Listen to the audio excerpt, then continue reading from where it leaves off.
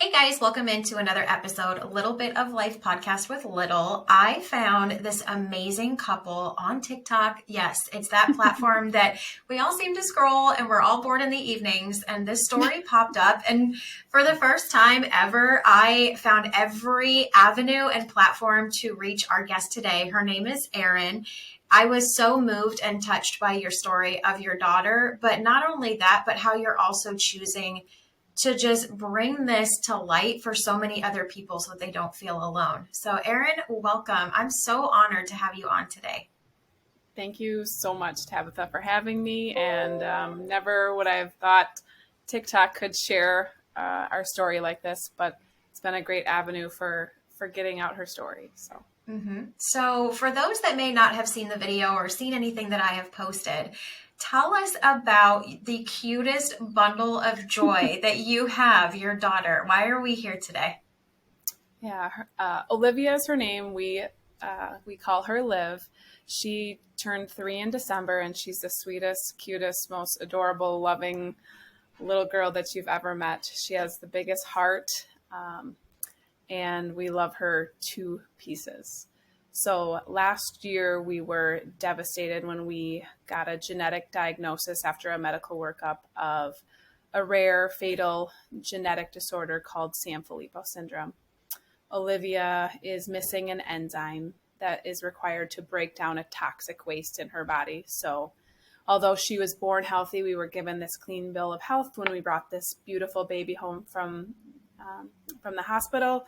A couple little things started building up, which led to this diagnosis. And this toxic waste that builds up in her body over time takes over. It takes over her brain, all of her organs. It's often referred to as childhood Alzheimer's because she'll really peak probably around the age of 2 to 3 cognitively. And she's learned to speak, although she's behind, and she's learned to walk and feed herself. She'll slowly lose those abilities. And there is currently no cure or really any treatment that helps. Life expectancy ranges between mid to late teens. And after we got this diagnosis, we felt like this dark shadow was put over our family's house, or we were crushed. And hearing that really there was nothing we could do was not okay with me. I needed an avenue to vent. I needed an avenue to journal.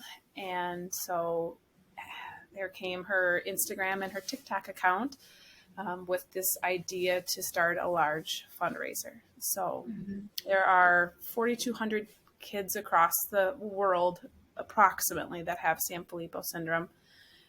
So our goal is to raise funds which push for research, which help lead to clinical trials. The clinical trials might not be life-saving, but they are getting there. Genetics are getting there. So we are very, very hopeful that with enough funding, we can get these kids a cure and these families, an answer. Have you ever heard of, like, before the diagnosis, did you hear anything about this condition? Were you aware of it? Or is this something that, I'm sure as a parent, you're Googling every possibility you can find, an article, and trying to see, okay, she has this, but she doesn't have that. Was that something in the beginning that was just, I can't even imagine how new that would be, especially as a parent.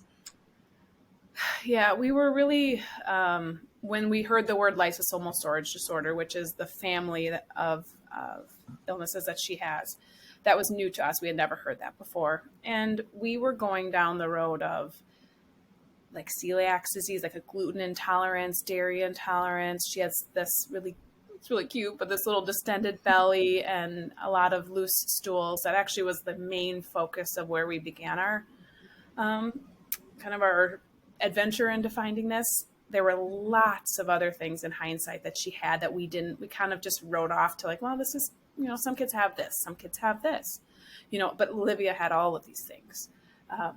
So we were really down the lines of, oh, wouldn't it be, unfortunate if she had celiac disease and had to, be gluten-free for the rest of her life? Well, right now I would absolutely take that as a very easy answer to the alternative, which is what we got. We I know when at one point we had a enlarged liver on one of her ultrasounds, so we were kind of plugging in little things here or there, but never did, or at least that I remember, Sanfilippo syndrome or anything similar to that coming up. It breaks my heart because in the video on TikTok, you explained that you get to see your daughter's personality come out and she flourishes, and you get to see how incredible she is and unique she is. And with this condition, it removes that from her. She doesn't even have that chance to get to that peak moment of, going through all of the teenage years and even the school years, because like you said, it's something that is going to affect her, and there is no cure. Yeah, it's incredibly hard. I have these moments where I just see a simple video that a mom posted of their daughter doing gymnastics or, a father-daughter dance, and it's like that. It's great for them, and that's wonderful, but it crushes my soul because, unless there's a cure, we won't get there. Mm-hmm. And as sad and somber as it sounds, I'm almost accepted that as a reality. We just don't have the time. Because Olivia's 3, the damage is already being done. The damage that's done by this is not reversible. So if they were to find a cure in 10 years, Olivia might be in the final stages of this disorder and be unable to be really helped. So the gravity of the situation is that we know this is likely inevitable, that she's going to go down this horrible path. And that just is really hard. It's taken me a long time to swallow that and to accept it. I'm still not fully accepting it. I have hope that, there's so many genetic scientific breakthroughs that are coming through right now. And science is so incredibly cool. The types of therapies that they're doing where they're inserting kind of this, I don't know what to call it, like a port in the brain that delivers the enzyme she's missing directly into her blood. Or they're putting the gene that she's missing in a little viral vector and putting that into her. It's just incredibly cool, the things that they're doing. But it's just been very hard to get it to the final stage where the FDA approves it. It's safe enough. It's effective enough. There have been clinical trials already. There have been kids with this that have gone through clinical trials, but they just haven't been successful enough to meet FDA approval. And that's really disheartening, is to see these kids that the parents think are doing really well in the trial. And then they don't get the approval and they lose the funding and the medication is no longer made. And it's I don't want that to be the future for all of these kids forever. There has to be an answer. For those that are listening, I know so many are probably like, okay, Tat, why are we doing this episode? This is sad. It is sad, but the motto of this podcast is, it's what we seem to think but don't say. So if you're listening and you're a parent, you're a grandparent, or maybe you're trying to become a parent, how many of those small moments are you taking for granted? Like she said, when she sees those videos, we're not promised tomorrow. None of us are, but especially in your case, every moment, I'm sure, every milestone, every little laugh, you are storing that in your memory bank, because I can't even begin to imagine how you process that on the day to day.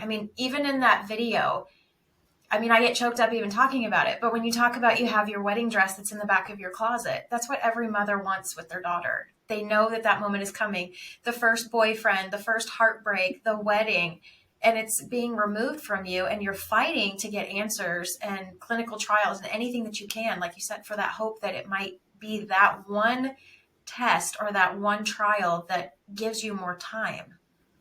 Yeah. And that's what we're asking for, is more time with her, more good days. So the prognosis of Sanfilippo is she's doing really well right now. She's significantly behind her peers. She was tested, and she's 3 years and 3 months old, and she tests around a 2-year-old in terms of communication, cognition, etc. And these years are pretty good, but we will likely enter a hyperactivity phase, a behavioral challenge. It'll be very difficult for us to go to restaurants, to go out, to travel, to be on a plane with her. It's just, she'll be very loud and people won't know, and she won't be able to communicate well with us. And then she'll likely lose her ability to walk and to feed herself. So she'll be potentially having a G tube and be wheelchair bound or something similar. And knowing that we're in the good phase right now, we have to enjoy what we have right now, because even though we are, which is so hard because we're in the toddler phase, which is most parents' hardest point. It's very hard to be like, oh, enjoy it. Enjoy every bit of this. Do it. That's so hard when you're changing. You have 2 young children. You're changing diapers. You feel like you're also a full-time parent or full-time. We both work full-time still. You're trying to manage all the things. But then there's the side of you that's like, oh, you should be enjoying every moment. Well, man, that's hard. Yeah. You're trying to just survive. But then you're also trying to love this little girl because you know that this is the best that you're going to probably get out of her. And then discipline, how do you discipline a child that doesn't maybe understand or will never understand? How do you say, oh no, we're not going to, no screen time today. We're going to work on reading. Well, that's hard. So we are struggling. It's a big mental, especially for me as a mom. We're always thinking about all of the things that we're doing and what's to come and what's next. And it's a big, big mind challenge to be given this diagnosis. With a diagnosis with your child, it doesn't just affect, obviously it affects her, but how does this affect your relationship and your marriage? I can't even begin to imagine, because it's something where you have to pull kind of yourself out of those moments, work with your partner. And like you said, you're still working, you're still maintaining a household, you're still trying to keep your mental health alive, and you're still being a mom. But how does this affect your relationship, especially with your marriage, of knowing that the time is running out, but also still being there for your partner, because you each are experiencing something different. As a mother, you have all these dreams and all these hopes. He has dreams and hopes as a father. So how has this kind of worked within your marriage as well? Yeah, I would definitely say it's a day-to-day challenge. Every marriage is a challenge, regardless. And you say your vows for better or for worse, in sickness and in health, and you never really fully grasp, 1, how quickly that can present itself, and 2, the gravity of that is when it's a child. I think they say, I think every average marriage is 50% divorce, and I think special needs is close to 80%. So the statistics aren't on our side for success. We are using our resources. We have amazing parents that are helping us on both sides of our families. We are talking. I am doing this journaling to sort of be my outlet, because honestly, this is in the forefront of my brain almost at all times. And our relationship takes a back seat. And unfortunately, sometimes my relationship with my son also does, because Olivia requires so much attention that I need this journal, because it's going to help me talk through things, and it's going to give me a second support system of online viewers, a lot of which are family and friends, but a lot of which are new family to us, new friends and family to help me. I would talk about it at beginning of the day to the end of the day if it were up to me. My husband's going to want to talk about it for 5 to 10 minutes, and then he's going to move on. He still wants to talk about the project in the backyard, or he still wants to talk about an activity that they're doing on a weekend or a sports game, where I'm like, no, my mind's not there. So he needs to make sure he has his time and I have my time doing the things that drive me. And right now, Olivia is my main and only driving force. Is your son, is he older or is he younger than Olivia? Yeah, my son Liam is 10 months old. He's younger than Olivia. I was 35 weeks pregnant when we got our diagnosis. So there was a 25% chance, as this is a recessive disorder, that he also had this. So the workup, and then once we got her diagnosis in the last 5 weeks of my pregnancy, was not what I expected a pregnancy to be like. I should be thinking about this baby in my stomach, and I should be worried about that. And my mind was on Olivia. So he does not have Sanfilippo syndrome. 4 weeks after he was born, his cheek swab genetics came back. He is a carrier, which means he got one of the two bad genes. So his future spouse would need to be tested to make sure that they do not have Sanfilippo or have a carrier as well. Mm-hmm. But it almost like really hurt my heart when I found out that he didn't, because I knew Olivia was alone in this. Yeah. Not that I ever wished this on him, but it just made me feel more sad for her. Mm-hmm. Do you think that she knows and understands that she's different, or do you just try and treat her as, even your videos, she's so special, she's so cute, and just to show like you're just Olivia. You're not different. You're just Olivia. Is that something that you kind of keep in your household, especially now as your son gets older and he'll see that they are different? I mean, how are you? I mean, I can't even begin to imagine. How do you start that with him, knowing like she's not going to be here forever? She's not going to be your companion. That's why you have siblings. So how do you prepare that? I mean, does she know that she's different? She doesn't know. It's not that we haven't told her. She just doesn't have the cognitive ability to really grasp it. She's not there yet. Her speech is very limited. We ask her what would be a simple question for a 3-year-old. What's your favorite color? Anything open-ended, she doesn't understand. It's a yes or a no thing, mainly for her. Mm-hmm. So I've held her in my arms when I've explained, what's going on, and none of it makes it in. Maybe a little bit does, but I don't think so. How we're going to handle it with Liam, if he was older than her, I think it would be easier in some ways because he would get it. He would be a little bit more of a bigger helper from the beginning, but it'll just take us longer for him to get to that big brother. It won't be long before he exceeds her in terms of his physical and mental abilities. And I think we just keep, from what I've talked to a lot of parents that have multiple, siblings of Sanfilippo kids, and it's hard. You have to really tailor it to your child and their questions and their desires. I'm not going to hide anything from him. I'm certainly willing to answer any questions that he has. I want him to know exactly what's going on, but probably once it gets to the point where I feel like he can truly grasp what's going on with her, he will likely become, her biggest helper, her biggest supporter.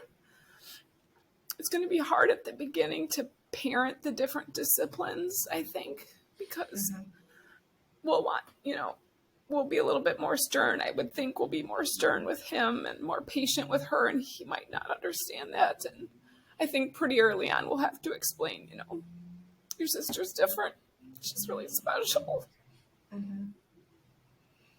I think that's the hardest part. I had another mother on when we were talking about a special needs child, and she has other children, and that was always a concern of hers of, I don't want my daughter who has special needs to miss out, but I also don't want my other children to miss out just because my attention is going towards my daughter. And it's this balance, like you said, of not having that guilt and carrying that guilt, but you're having to parent differently within the same household. And I always say, we're only given what we can handle. Seeing you're so classy, you're so simple, and you're so sweet on your social media, just educating people, and especially with other families that may sit and say, okay, my child has this trait and this trait. Maybe this is what's wrong, but it's something where you're educating so many while keeping this poise and etiquette, but also fear at the same time of, I know what's coming. I'm accepting it. And especially with this episode, just because you have a special needs child, it doesn't mean every day, like she said, you don't have to accept it. It's okay to go through those emotions and those feelings. And, you may have a terrible day, but you have tomorrow. And so it's always focusing on what you're able to work with what you're given today. And I read so many of the comments on TikTok. TikTok is great, but then there's also an ugly side of it. And, it's amazing the sense of community that you can pull around you. And so many people are like, I've never heard of this. I shared it with my mom. I think it was midnight. I woke her up and I'm like, watch this. You have to watch this. And she's like, I've never heard of that. And she works for the Mayo Clinic. And she's like, this is unbelievable. So I think with you being so vulnerable and telling us Olivia's story, you're also helping out so many, even in the future, that, they may be able to test their children. And like you said, testing siblings, that's really important for his future to kind of see, okay, this is what my life looks like when I have a spouse, when I have my own children. I can't even begin to imagine just the day-to-day roller coaster of emotions and still holding on to that moment that you have with her. She's, like I said, she's so cute. Like her smile is just the cutest I've ever seen. She is pretty darn cute. Yeah. I had my first mom who got her Sanfilippo diagnosis for her daughter after seeing Olivia's video. She saw it on Christmas Eve, and she didn't reach out to me until a couple weeks later. She watched through all of her videos, and when she shared her daughter's story with me on a personal message, I knew. Like, it just, I didn't want to say that because you never know, but I knew. And that was like, I thought, this is why I'm doing this. I'm here to advocate, to get the story out, to get her symptoms out so that maybe another family could be diagnosed earlier. And earlier diagnosis is so critical because for two reasons. If there is a clinical trial available, the earlier the better. Their cognition is still more intact. They can qualify better for the clinical trials, but two, for the parents, so that they have an answer. Even though it's not a good answer, they have an answer to why they're going through everything they're going through. So for me, I was like, this is what I'm doing. This is, the goal of this. And then I find out that someone was diagnosed after seeing Olivia's video. And I'm a piece of their story now. A piece of the darkness of their story. That was really hard. I found that out, and it just, it's, just another kid that doesn't deserve this, another mom that doesn't deserve this, another family that's going to lose a sibling way too early. It's like incredibly emotional from all angles. Yeah, you're trying to be a mom and you never expect this. I was looking in research and looking at the website, and it's something where so many of these children, their physical appearance is very similar, especially with this diagnosis. There's a lot of traits that you can see when you're scrolling. They're very similar in certain, facial features and stuff like that.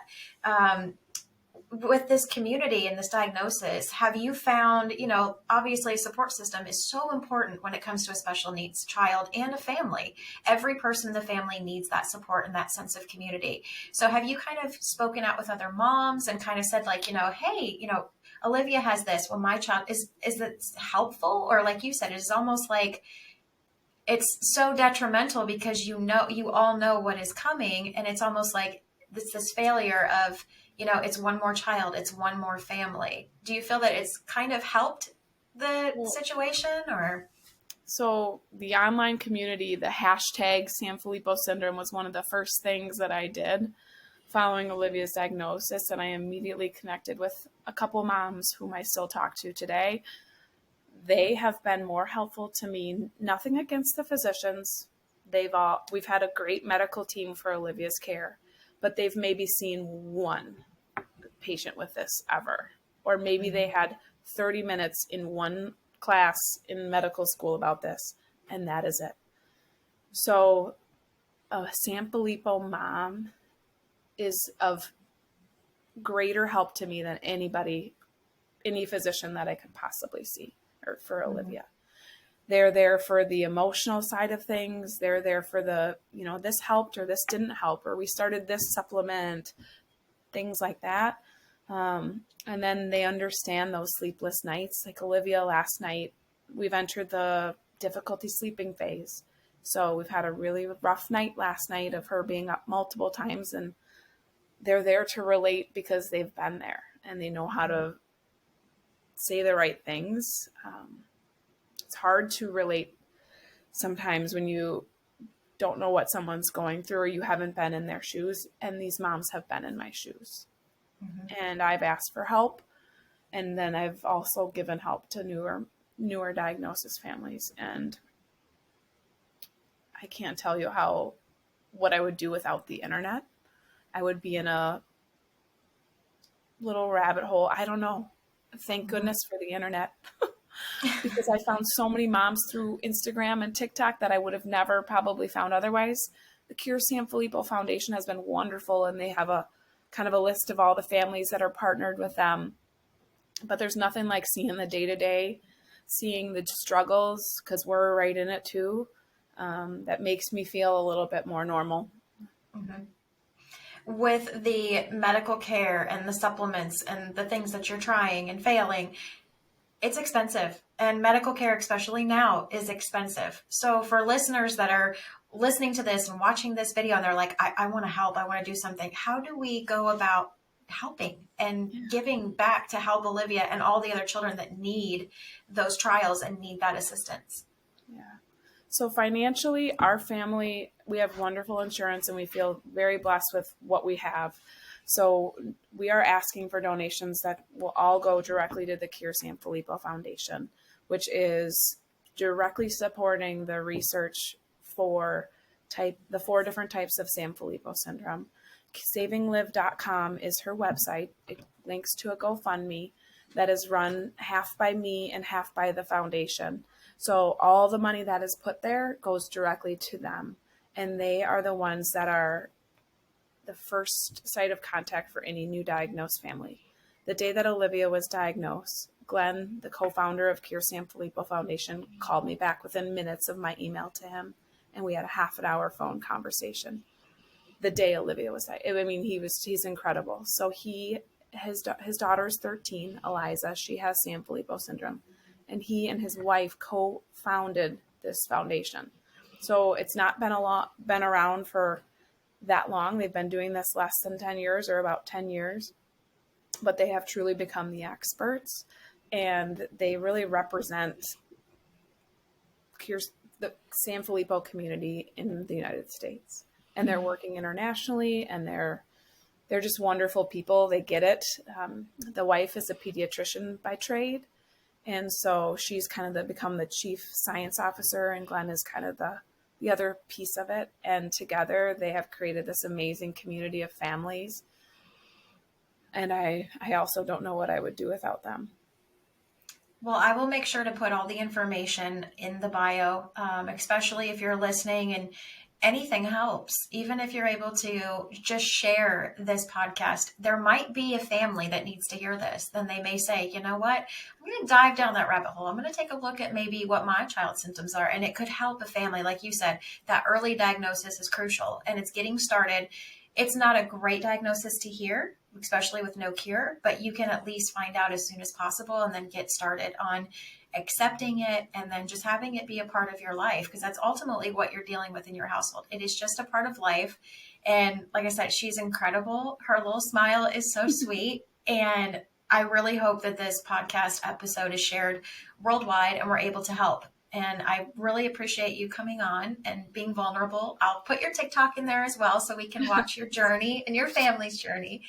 But like I said, it was an honor. I can't even begin to imagine what you struggle and suffer with on a day-to-day basis, even as a mom of 2, and also keeping a household together and a career. And you're doing such an exceptional job. You are truly incredible. Well, thank you. Thank you for having me. If I'd like to just say a couple more points to moms or to parents, is if you have that mom gut or that mom instinct that you know something is not quite right with your child, keep diving, keep digging. Your child is worth it. You spend every day with your child, and you see your physician or the pediatrician for 30 minutes every several months. You know your child the best, so listen. The symptoms that Olivia had that we sort of put in the back of our minds that now I think are really big red flags is her eye contact, her ability to look in the camera and smile. Those were in hindsight really big things that we overlooked. We would jump and make her laugh in order for her to get her to look at her camera. So that was one thing that I know a lot of autism is kind of ends up having eye contact issues. And that's often a diagnosis that Sanfilippo kids will get before they get the Sanfilippo syndrome diagnosis. So if maybe your child has already been diagnosed with ADD or ADHD, autism, but there's more to it, maybe they're getting worse or regressing in some of their skills, think genetics. Ask the pediatrician for a geneticist consult, especially like Olivia, those coarse, big eyebrows. She's got this low nasal bridge and this button nose and coarse hair, and she just doesn't quite look like us. So if you have that little mom instinct that maybe something's not quite right, ask. It's worth it. Be the pushy mom. Be the one that sends the My Chart message. It's worth it. Absolutely. You heard her. And like I said, I will put all the information in the bio. Even if you might have questions, follow her Instagram, follow her TikTok. Make sure you go to the website. A little bit goes a long way. And I cannot wait to see the journey that you share with all of us. I can't imagine opening up your entire life to the internet. But like you said, I think all of us would be lost without it. She's worth it.